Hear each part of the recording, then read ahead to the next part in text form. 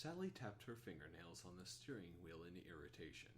She had spent her whole life avoiding Sally tapped her fingernails on the steering wheel in irritation. She had spent her whole life avoiding backwaters like this one. The road she was on changed names 4 times before she hit her destination. Couldn't they just pick one? The stop sign ahead should have been a traffic light. What she did for Corp. The company move was on track, but only just. The local governments weren't the problem. They were so glad to get a large company moving into the Toyota national headquarters that they fell all over themselves offering tax breaks and other incentives. That reminded her she needed to set up a meeting with Mayor Whalen next week when Ed was in town. He heard about the poorly done sewage project through Gunpowder Creek and wanted to offer the company services. She was on her way to Hempstead, the last of the subdivisions to review for the company. The website wasn't scheduled to be up and running until next week, so there was still time. The real estate agent had asked that they meet in the parking lot in front, which worked well for Sally. It was important to drive the road so she could make correct recommendations. The website would cover 6 subdivisions, the local schools, shopping, and other necessities. Don't get her started on the shopping. The local mall was excremental, only fit for teens.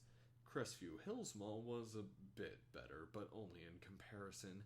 For real shopping, you had to go north of the river, and they were talking about fixing the main bridge. She had already contacted her personal shopper at Nordstrom and asked her to get a recommendation at the store up in Kenwood. The drive would be worth it if someone else did the shopping for her. Ed, the CEO, wanted all the executive staff living in northern Kentucky.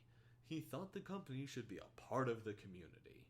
Sally understood his thinking, but the restaurants and shopping were not down here in "we have 4 different names for one road" land. Her next stop would have to be the local schools. Ed also wanted the charitable and service partnerships in place before the company move. After touring this subdivision and a few homes, she'd go visit Tishner Middle School, which looked, on paper, like a good fit for the low-income school. Her problem was finding the higher-level students he wanted to invest in. Ed's dream was to create the engineers he would hire in the future from the ground up. It was getting harder to find the hydro engineers the company needed. She had even heard him mention endowing a chair at the University of Kentucky so they would start a program. The Kentucky Water Resources Research Institute on campus was a beginning, but it was not good enough. Finally, she could turn into Hempstead. The entrance was a bit dicey because the traffic was obscured in one direction. It would be hard to get out of the neighborhood during rush hour.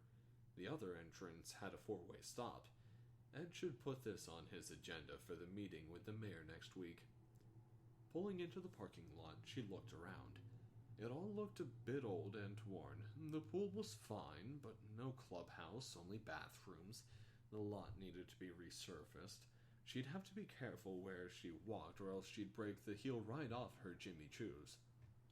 A few moments later, Jean, the real estate agent, pulled alongside. The woman was annoying, but very good at her job. If she played her cards right, Jean could make a bundle placing Corp executives in new homes. The problem was, she knew it.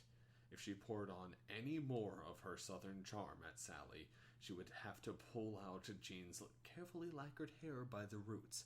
"Oh, good morning, Sally!" Jean corralled across the parking lot. The charm was out in full force. What she did for Corp.